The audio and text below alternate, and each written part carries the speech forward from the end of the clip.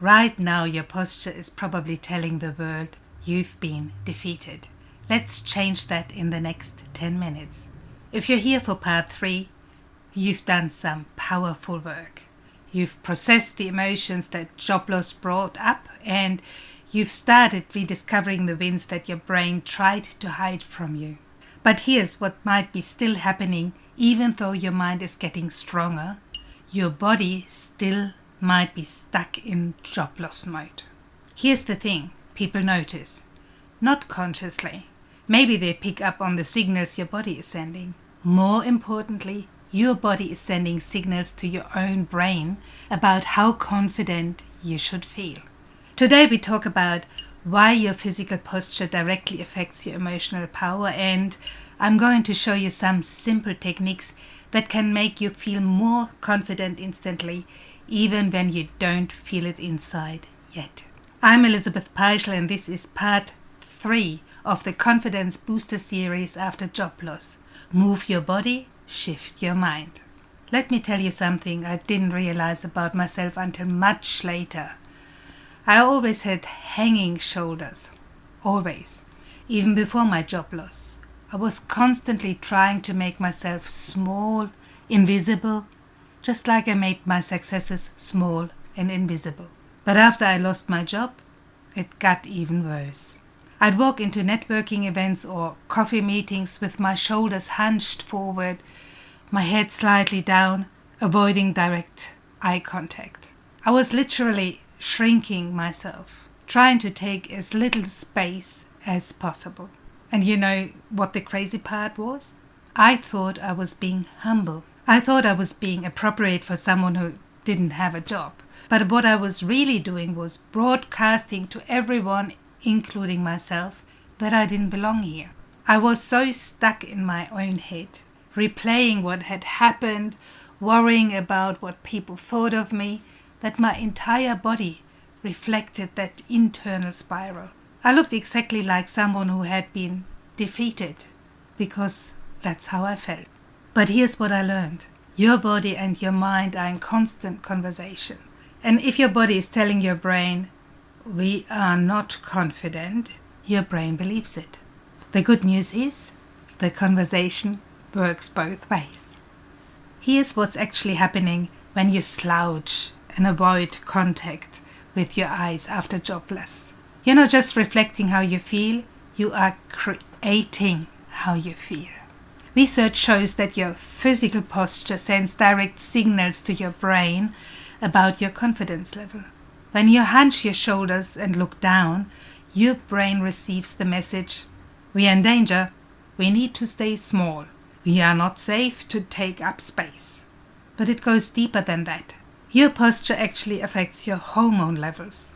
Confident, open postures increase testosterone and decrease cortisol. That's more confidence, less stress. Closed, withdrawn postures do the opposite. Less confidence, more stress. And here's the part that really matters for job loss recovery. Other people pick up on these signals unconsciously. When you walk into an interview or networking event with defeated body language, people's brain register, this person doesn't believe in themselves, before you even speak. But the most important person picking up on these signals is you.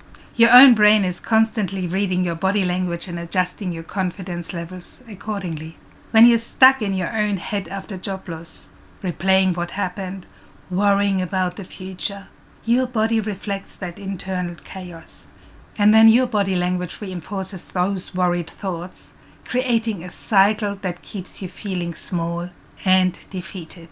If this is making you realize how much your posture has changed since your job loss, hit that like button. It helps other people who are struggling with the same confidence challenges find this video. And if you're finding value in these 7-day series, please subscribe so you don't miss the remaining days. We're building something powerful here, one video at a time. So how do you break this cycle? There are specific techniques that can shift your body language and your confidence almost instantly. One is power posing. It's one of the most researched methods. Think Wonder Woman stance.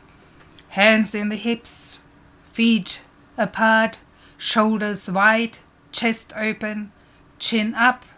Even 2 minutes of this posture can change your hormone levels and how you feel about yourself. The key isn't doing it once. It's about training your body to remember what confidence feels like physically, so you can access it when you need it most. And there's eye contact and head position. They are equally powerful. When you're withdrawn after job loss, your natural tendency is to look down, to avoid direct eye contact, to keep your head slightly lowered. But confident people hold their head level, make appropriate eye contact, and don't apologize for taking up space. Here's what's fascinating. You don't have to feel confident to use confident body language. In fact, using confident body language is often what creates the feeling of confidence. Your brain reads your posture and thinks, oh, we are standing like someone who belongs here. We must belong here. It's like tricking your nervous system into remembering who you really are. These aren't just feel-good exercises. They are based on solid research about how your body communicates with your brain. When you change your posture, you're literally changing the conversation between your body and your mind. You have more control than you think. Here's what I want you to understand. You have more control over how you feel than you think. Job loss makes you feel powerless, like everything is happening to you and there's nothing you can do about it. But your body language, that's completely in your control.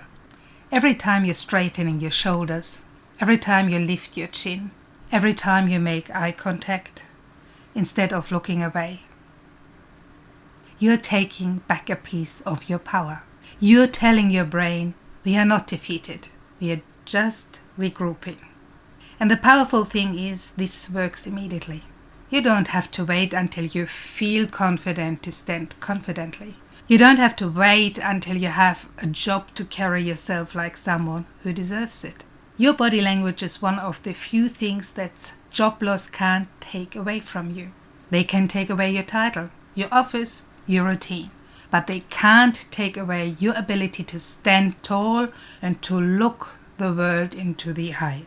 Tomorrow in part 4 we are going to tackle something that might feel even scarier than body language. How to talk about your job loss with confidence. We are going to rewrite your story so that instead of feeling shame when people ask what's happening, you're feeling strong. But today, I want you to notice your posture. Notice how you're sitting right now. Notice how you walk to the mailbox. Notice how you hold yourself in a conversation. Your body is constantly communicating to others and yourself. Make sure it's saying what you want it to say. If part 3 opened your eyes to how your body language has changed since your job loss, please like this video and subscribe for the complete series. And here's what I really want to know. Comment below and tell me what you observe about your own body language right now. Are you hunching? Avoiding eye contact? Taking up less space? Or maybe you've already started making some changes? No judgment, just awareness. Because awareness is the first step to change. The next part 4, is about rewriting your story, and I can't wait to share these techniques with you. Remember, confidence after job loss, layoff or redundancy, your comeback starts here.